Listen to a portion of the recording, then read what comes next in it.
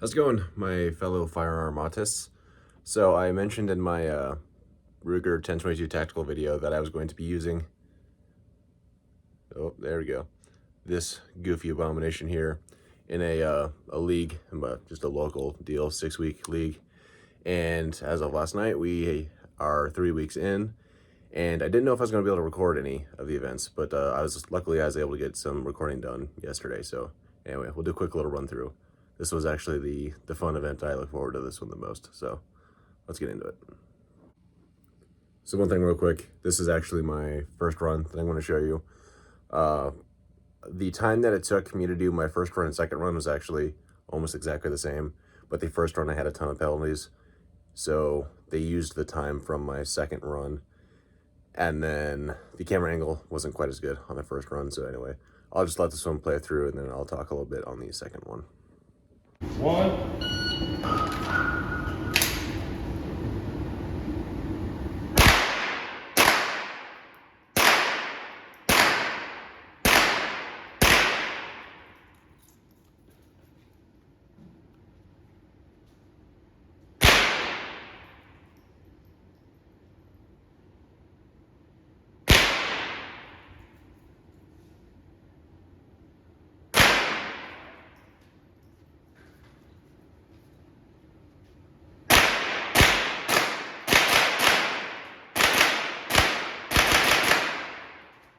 So I've actually showed that video to a friend already, and he thought I was moving really slow. But I don't think you can really realize how narrow your window to fire is until you're actually looking down the sights of the gun. So those swingers, obviously, I got to get the timing just right, and you're trying to hit the A zone on those little brown targets in the back. And then the barricade, you can see those white silhouette targets, big targets. Those are actually your civilians, and you have to avoid those. You're trying to hit a few pieces of paper on a stand, like way off in the back, and it's even hitting the pieces of tape was hard enough. Plus, obviously trying not to hit your civilians. So that was deceptively hard. And then the folding targets at the end, you can hear me shooting a bunch of rounds because those targets just did not want to go down for whatever reason.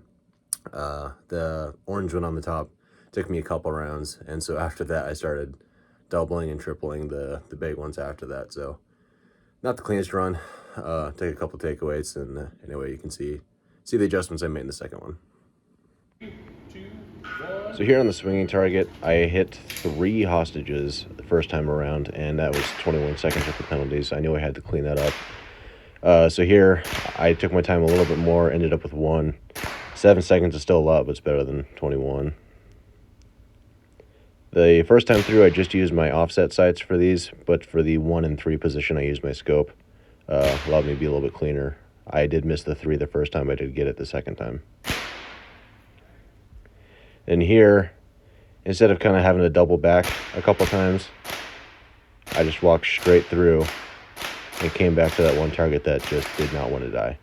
I shot it 8 times. Anyway, I ended up getting footage of a couple more guys running. We were kind of all over the place, both time-wise, the time it took to run the course, but also the penalties. But anyway, this is always a fun event. You can definitely see the difference in the young guys trying to move faster versus the old guys who are just trying to get through without having a heart attack. But a lot of times those old guys end up being an actual better shot and having less time penalties. So it ended up evening out a little bit. The first round, we all realized how much the penalties were absolutely going to screw us. And so we all cleaned it up for the second round, and it ended up being much closer than it was originally. So anyway, I'll just let these last couple of videos play out.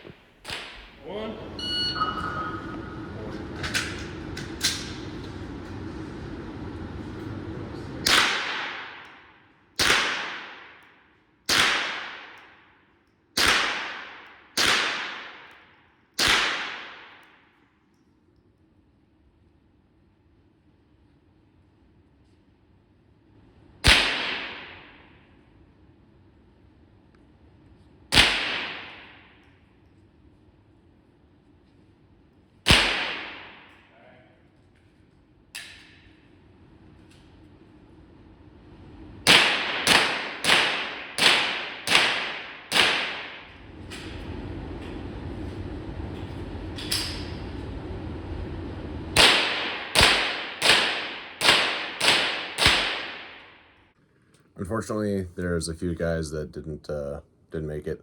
There's a group of 3. They'll kind of show up together, and they weren't able to make it, and as well as a couple other guys had some stuff going on. So, not quite as many people to compare myself to against, but still 15 guys, whatever. I ended up taking 3rd, I believe. So, yeah, it could have been better. Historically, I've done. I guess the last 2 years I've done it. I won that event, so 3rd's not the best, but it's all right. So the rifle did do everything I needed to do in that round. I mean, this is kind of, you have to be able to do everything in that stage. You have to be accurate, fast, everything, whatever. So I kind of build the gun to where it can get through that stage, and it'll be pretty good through the rest of the year too. So I don't remember for the last video if I talked about the offset iron sights that I put on here. Anyway, those are huge.